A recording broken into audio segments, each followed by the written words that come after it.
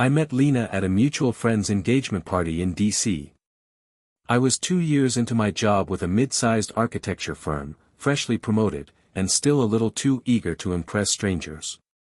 She was standing near the bar, sipping white wine and laughing at something a friend said. She wasn't loud, just radiant, like she knew the shape of the room and exactly how she fit inside it.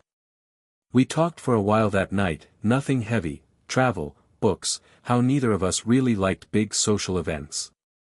She told me she worked in marketing, had just switched agencies, and was adjusting to the shift from boutique clients to corporate accounts. I remember thinking how sharp she was, polished, not performative. Someone who moved with purpose. We started seeing each other not long after. Our first few dates were easy, natural. Long walks, shared meals, lots of time in bookstores and coffee shops. She had a way of listening that made you feel like your words mattered. I liked that. We didn't rush into anything, but there wasn't much hesitation either. By the 6-month mark, we were serious. A year later, we moved in together. Marriage came a little over 2 years after that. A small ceremony, just family and close friends. Nothing extravagant. Lena didn't like excess for its own sake. She picked a modest venue outside the city, wore a simple but perfect dress, and asked me to write my vows by hand. We honeymooned in Portugal, spent 10 days wandering old streets, eating too much seafood, and talking about everything we wanted for the future. We bought a townhouse in Arlington the following spring. 3 bedrooms, plenty of light, just enough space to grow into. Lena handled most of the decorating, neutral tones, clean lines, lots of plants. I built the bookshelves in the living room, hung the picture frames exactly as she mapped them out. She had the vision, I had the tools. Our daughter, Ellie, came 2 years later. Then Miles, just 18 months after that. Those first years with the kids were hectic, messy, sleepless. But they were good years. We took shifts, late nights, early mornings, tag-teaming tantrums and diaper disasters. Lena was a natural mother, patient, warm, but with boundaries. She read to them every night, made them laugh during the worst storms, and never let them go to bed without a hug. Work stayed busy. I rose through the ranks at my firm, eventually leading a team on several high-profile projects. Lena returned to her agency after maternity leave and was promoted soon after. She managed a portfolio of tech and lifestyle brands and often brought home samples, marketing decks, and ideas she wanted my thoughts on. We respected each other's space professionally, but it felt good to still have that overlap. Our schedules were tight, but we made time. Friday night takeout after the kids went to bed. Weekend outings to museums or the zoo. The occasional trip when our parents could watch the kids for a few days. We had a rhythm. Not perfect, but functional. Built on shared effort. To anyone looking in, we were a stable, working family, growing together, moving forward. Our days followed a rhythm, and there was something comforting about that. We were a family that lived by schedules, shared calendars, meal preps on Sundays, the morning scramble with backpacks and coffee mugs. Lena liked structure. So did I. We each had our domains, and neither of us micromanaged the other. Weekday mornings were usually a blur. I handled drop-offs, she took pickups. Ellie had soccer twice a week, Miles started swim lessons that spring. Between deadlines, client calls, and last-minute errands, it was easy to feel like we were just passing each other in the hallway. But it was a good kind of busy. The kind that came from building something real. Lena's job kept evolving. She was promoted again, to Regional Strategy Director. More meetings, more travel, a bigger team under her. She didn't complain, she thrived under pressure. And while the late nights and weekend emails came more often, she never let it interfere with the kids. She was still the one who organized their birthday parties down to the last detail, who remembered every theme, every allergy, every kid in their class. I kept my focus on architecture. The firm was growing fast, and I was managing more people than ever. I loved the work, even when it meant coming home with drawings on my tablet and zoning plans stacked beside the dinner table. Lena respected that.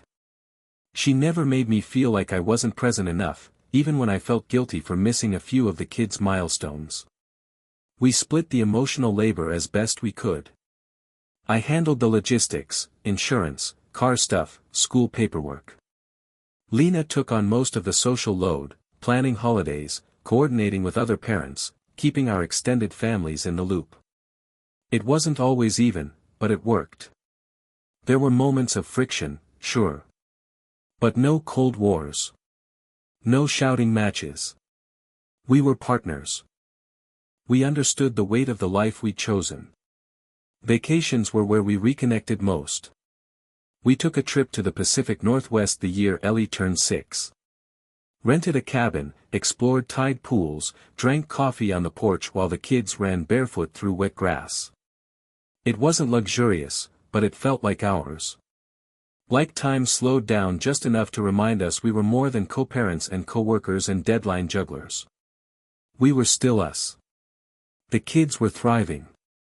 Ellie was sharp, observant, already asking questions that felt too big for her age. Miles was easygoing, affectionate, always looking for someone's hand to hold. They were different in every way, but somehow balanced each other. Watching them together made the chaos worth it. Every missed dinner, every late night working, every logistical scramble, it felt like it was leading to something stable, something built to last.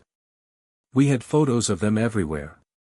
Lena made annual albums, one for each year since Ellie was born. We'd sit and look through them some nights, laughing at the baby faces and messy holidays and that one trip where Miles threw up on the ferry and Ellie insisted it was the best day of her life. We weren't perfect. But we were in it. All the way. And that, to me, had always felt like enough. By the time Miles started kindergarten, we were in what Lena used to call the glide zone. The kids were old enough to dress themselves, pour cereal, and argue in complete sentences. The daycare phase was behind us, the diaper era done. We had space again, not just in our schedules, but in our heads. Lena began a mentorship program at her company, working with junior staff to develop leadership skills. She enjoyed it. Said it reminded her of where she started, back when she had to prove herself in every room. I could see her confidence deepen with it. Her calendar filled up more than ever, but she handled it with precision. Meetings, presentations, launches, she juggled it all. Meanwhile, I was promoted to director of projects at my firm. It came with a raise and the kind of stress you carry in your neck and shoulders. I liked the responsibility, though. I liked mentoring my team, managing timelines, fighting for design over cost cutting. Lena supported it completely. She even helped me prep for a major pitch when I was drowning in last-minute edits. We still made a good team. The kids were thriving in their own ways. Ellie joined a math enrichment program and started writing short stories that she'd read aloud at dinner. Miles had made fast friends in his class and was learning the piano. Our evenings were full of homework, music practice, and the kind of tired laughter that comes after a long day but before bedtime. We'd started a new routine, Friday family movie night. Lena made popcorn, I picked something from the streaming service, and we'd all pile onto the couch. It wasn't groundbreaking, but it became one of those small traditions that grounded everything. Even if the week had been chaos, Friday was our reset. We stayed connected with friends, too. Lena's college group met up every couple months for dinner. I had my old basketball crew from work. We hosted a few get-togethers, always low-key, usually ending with kids half asleep in sleeping bags and adults quietly sipping wine in the kitchen. Holidays remained a big deal for us. Lena loved planning them, Easter baskets color-coded, Halloween costumes homemade, Christmas mornings timed to the minute. We flew to Michigan that winter to see her family, then took a road trip to see mine. The kids were old enough to remember things now, and we tried to give them memories worth holding on to. Financially, we were stable, better than stable, really. We'd refinanced the house, paid off the last of our student loans, and started looking at vacation properties. Nothing extravagant, just a small cottage near a lake we'd visited before. Lena found one online and bookmarked it. We talked about buying it next year. Our evenings were still busy, but familiar. I'd work late some nights, Lena would take calls in the den or prep for a client presentation. We moved in parallel, sometimes intersecting just long enough for a quick meal and a shared joke about how tired we were. Still, we found time, date nights, morning walks when we could swing it, quick getaways when our parents volunteered to watch the kids. It wasn't constant romance, but it was a deep kind of partnership. A steady one. And in a life as full as ours, that felt like everything we needed. By the time spring rolled in, everything felt like it was moving forward on well-oiled tracks. Not perfect, but efficient, like we'd mastered the flow of our lives. We'd carved out routines that kept the chaos manageable, and the systems we built together worked more often than not. Lena had fully transitioned into a hybrid work schedule, 2 days in the office, the rest from home. She set up her workspace in the upstairs guest room, filled it with soft light, air plants, and those color-coded notebooks she'd been using since college. On her in-office days, she left early, dressed clean and sharp, always with coffee in hand. She had a way of moving with purpose when she walked out the door, like she knew the day would bend to her. The kids were thriving at school. Ellie had started a blog for her short stories, and her teacher called to say she was helping other students with writing. Miles joined a rec soccer league and turned out to be surprisingly fast on the field. Saturdays became game days. Lena was usually the one on the sidelines with snacks and extra sunscreen, while I handled the logistics, uniforms, water bottles, the after-game cleanup. Our weekends stayed full, but not hectic. Sundays were reserved for grocery runs, family board games, and meal prep. Lena loved trying new recipes, and the kitchen had become her creative space. She played podcasts while she cooked, scribbled notes in her cookbook, adjusted spices without ever measuring. I handled cleanup and dishes. It was a rhythm we didn't even talk about anymore, it just worked. We also started seeing a financial planner. Not because anything was wrong, just the opposite. We were doing well and wanted to be smarter about it.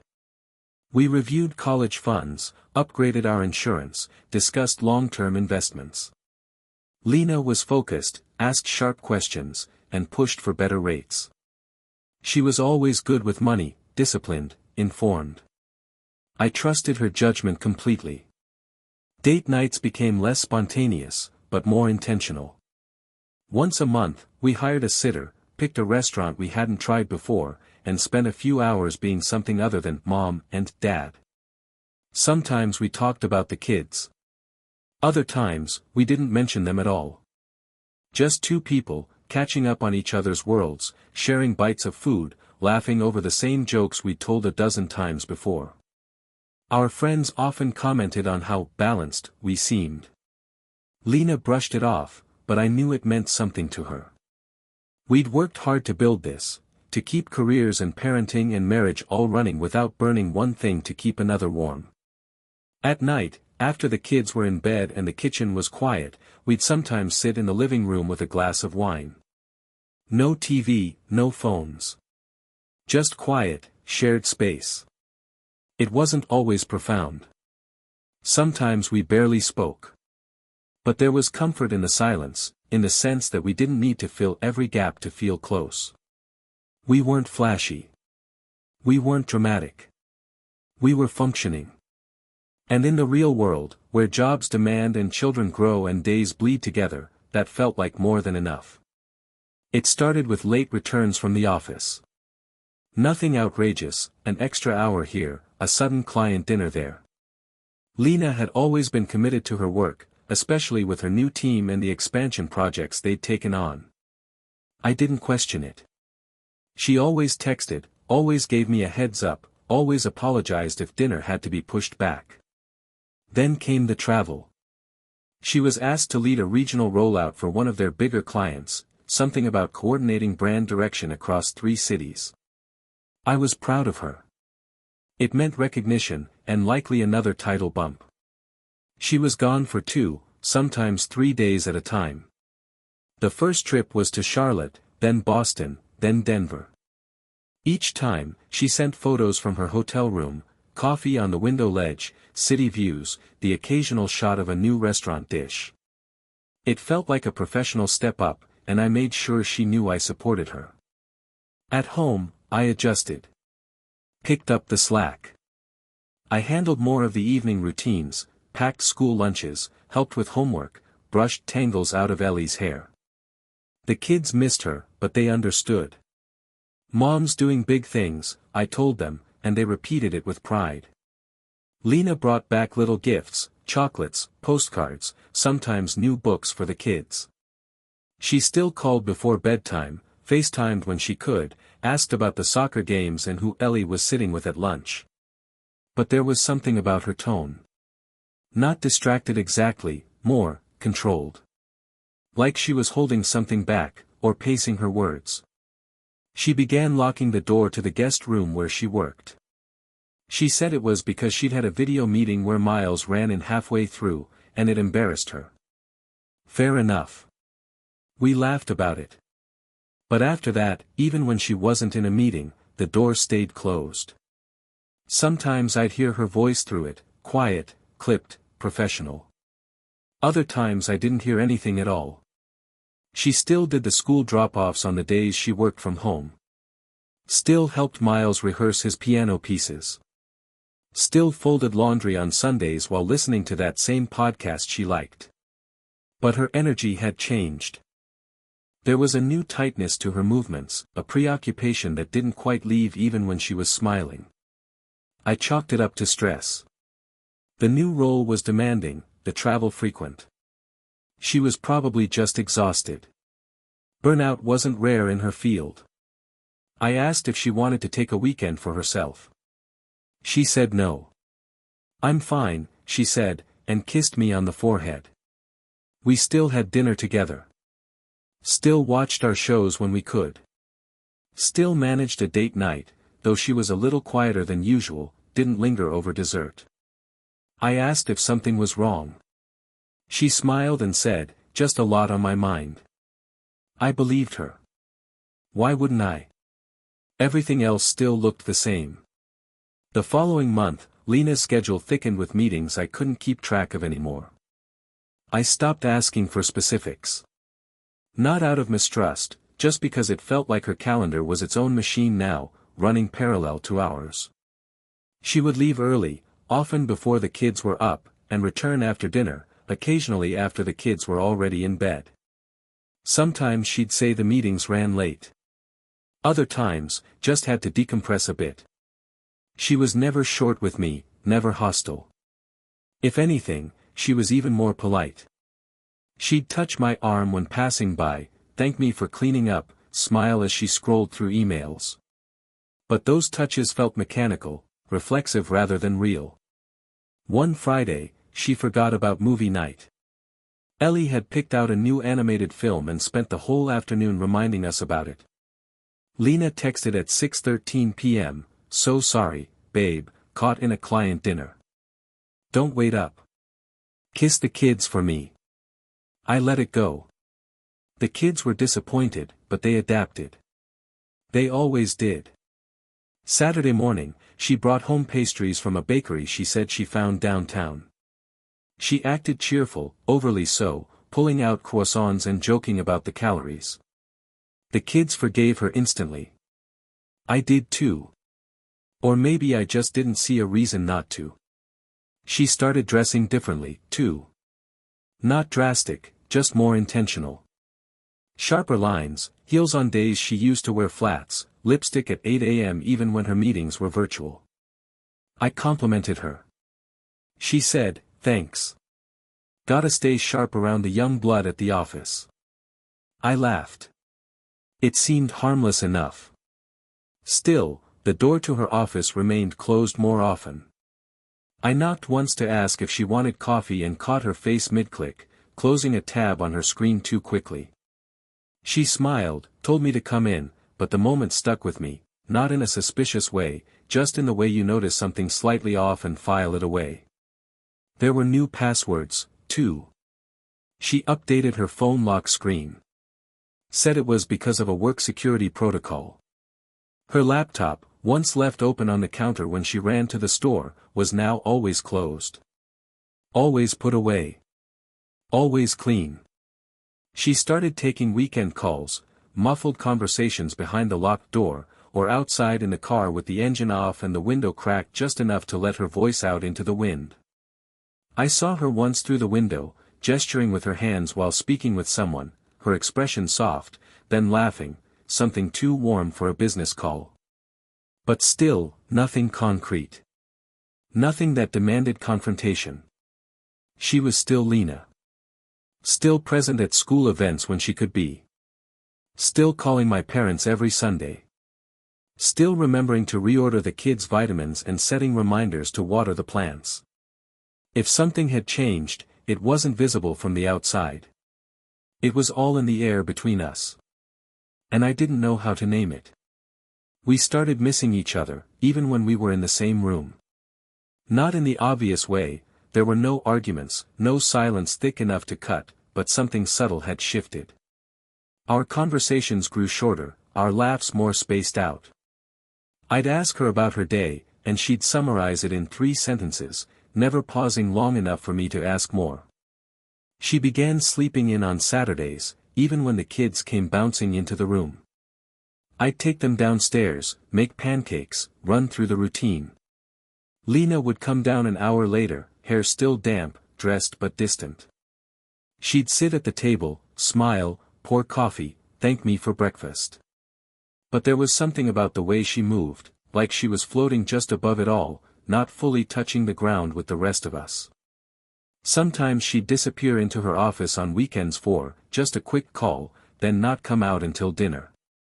I'd knock once or twice to remind her of the time, and she'd apologize as she passed me in the hallway, already texting someone back. She began attending more after-hours events for work. Mixers. Strategy dinners. Brand launches. The invitations started arriving more frequently, each one justified with a purpose. We're trying to land this account. It's good exposure for our team. They expect leadership to show up. I didn't push back. Lena had always been good at what she did. I admired her drive. And I knew how much effort she'd put into getting to this level. But she no longer asked me if I wanted to join. I didn't realize that until about the 5th one. She'd still come home with little details, the restaurant's decor, the people she sat next to, the industry gossip. But there was something polished about her stories now, like they'd been rehearsed. I couldn't explain it, but I knew when someone was telling a version of the truth that had been carefully pre-selected. Her energy shifted, too. More often than not, she seemed tired, but not the kind of tired that came from parenting or work. It was a glazed-over kind of fatigue. Like her thoughts were elsewhere, but she hadn't found the courage, or the reason, to bring them back. She stopped initiating anything intimate. No kisses out of nowhere. No hand on my back while I cooked. When I leaned in, she didn't pull away, but she didn't reach back either.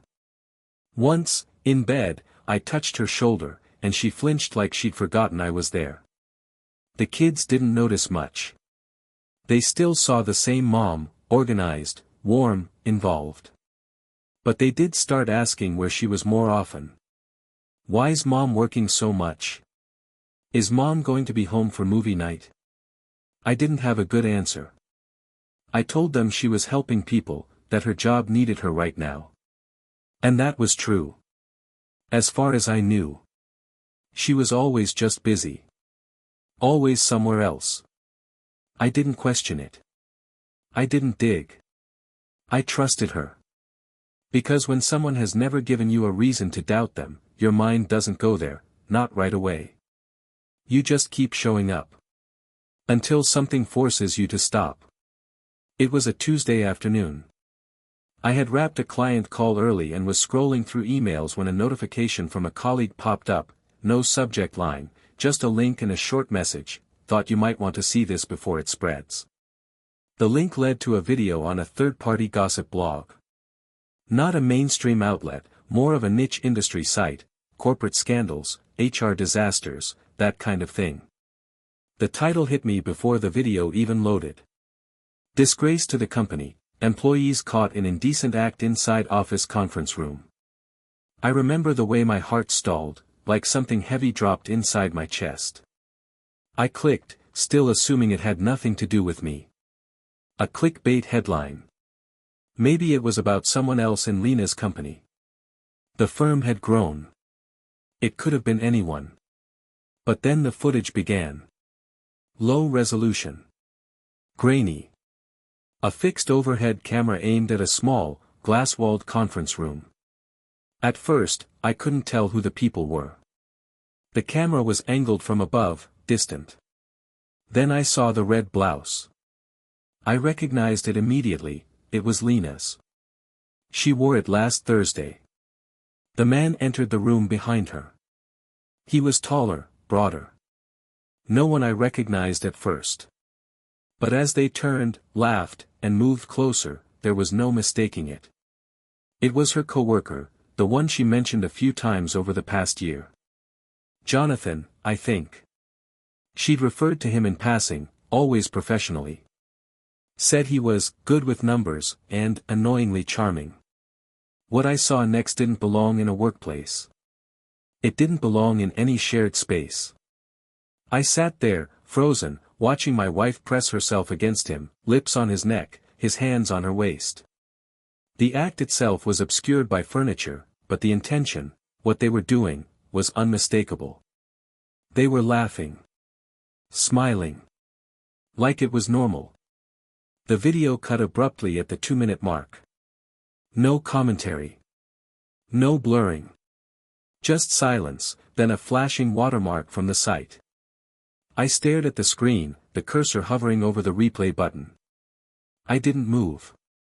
Didn't speak. My ears rang. My mind started grabbing for explanations, any possible way to undo what I'd seen. Then the reality settled. Not only had she been unfaithful, she'd done it in the place she claimed to be so devoted to. The same office that had kept her so busy, that had required late nights, travel, locked doors. And now it was public. The site had comments. Anonymous ones. Some condemning, others mocking. I refreshed the page. The views were climbing, hundreds every minute. Someone had leaked it, and it was spreading. I closed the laptop. I stood up. And for the first time in months, maybe years, I didn't feel confused. I felt something raw, immediate, and blinding. Rage. This wasn't just betrayal. It was humiliation. And I knew exactly what I was going to do next. I didn't call her. I didn't text. I didn't even wait. I drove straight home from the office, still in a daze, every red light a trigger I clenched my fists through. When I pulled into the driveway, Lena's car wasn't there. That was good. It gave me time. I unlocked the front door, went straight upstairs, and began pulling her things from the closet, shoes, dresses, those matching luggage sets she loved. Everything with a trace of her. I didn't fold. I threw. 3 suitcases, 2 garbage bags, and a handful of hangers later, her presence was gone from our bedroom. I dragged it all downstairs, out onto the porch, and left it there in a neat, visible pile. No note. No goodbye. Then I locked the front door. Changed the code on the keypad. Pulled the spare key from under the ceramic frog in the garden and dropped it into the garbage bin. The click of the lid shutting felt final. When she finally pulled into the driveway 2 hours later, she had no idea. She stepped out of the car, phone in hand, sunglasses on, and spotted her things. She looked confused. Then cautious. Then angry. She approached the door and tried to open it. It didn't budge. She knocked once. Then again, louder. I opened the blinds, met her eyes through the glass, and said loud enough for her to hear, "You're not coming in." She shouted something. I didn't catch it. I didn't care. "Check your email," I said, then shut the blinds. Inside, I'd already begun the next phase. I sent the video link, along with screenshots, timestamps, and a short, precise summary of events, to every relevant party, her HR department, the senior partners she'd always name-dropped, the firm's ethics officer, and the board of directors. Subject line, internal conduct violation, urgent. Then I sent it to her parents. And mine. No explanation.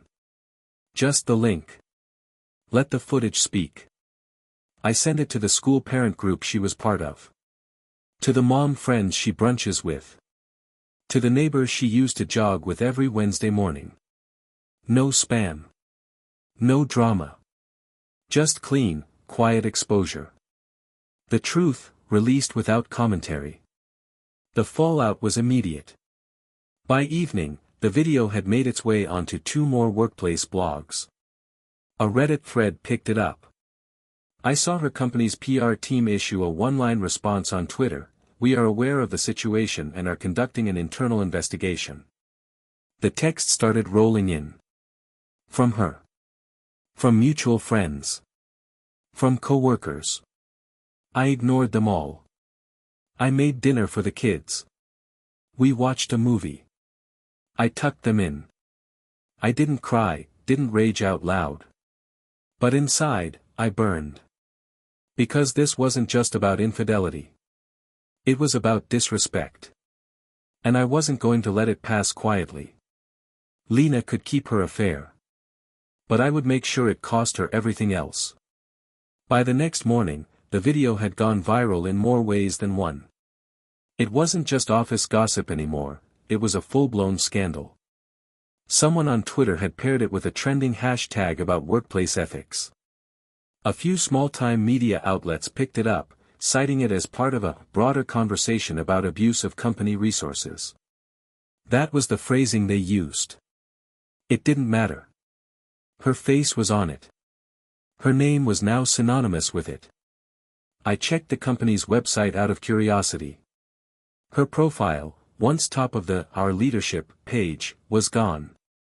She called me 11 times that morning. I didn't answer. She left 5 voicemails. I didn't listen to a single one. Her last text said, "Please don't do this. We can talk.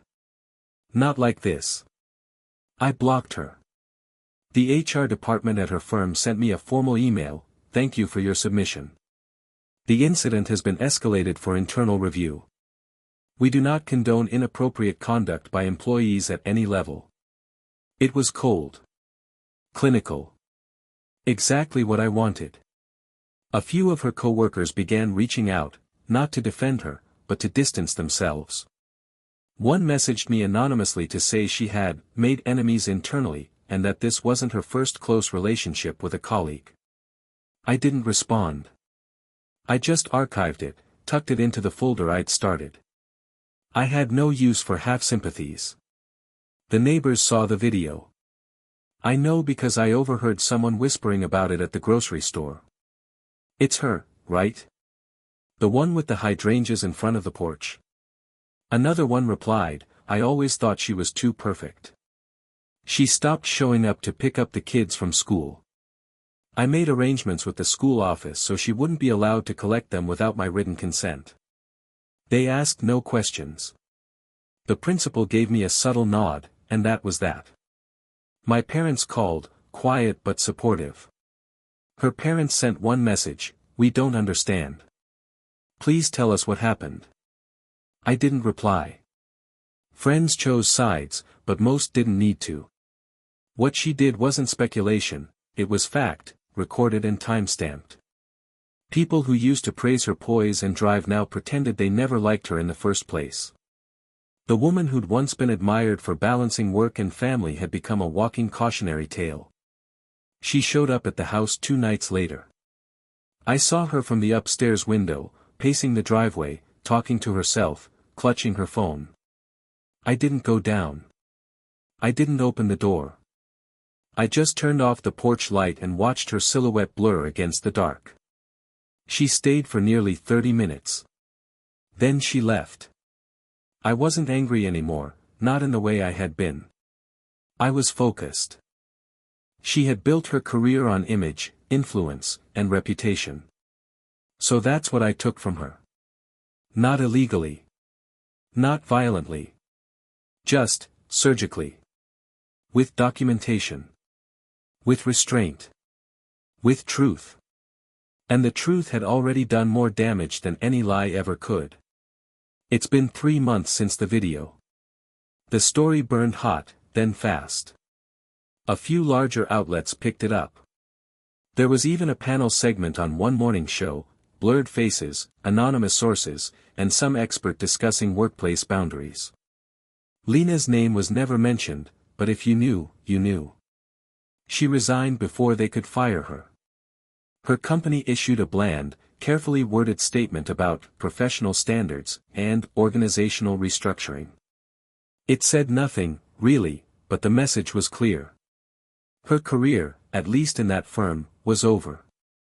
The coworker, Jonathan, was terminated the same day the story broke. No protection, no parachute. I heard through a connection that he'd been under review before that, and this just gave them the excuse. I never saw a public apology. I wasn't expecting one. Lena moved into a rental 2 towns over. I know because she listed the address in a court document. She filed for shared custody, but the court ruled in my favor, citing emotional disruption and reputational damage among the factors. She gets supervised visitation every other weekend. The kids still ask questions, but less frequently now. They've adapted faster than I expected. Ellie doesn't talk about her mom much. She's focused on school, friends, her stories. Miles is quieter. He doesn't fully understand what happened, but he knows something broke. I don't lie to them. I just don't give them the full version. Not yet. I've restructured my life. Work is steady. I've delegated more, started leaving the office at a decent hour.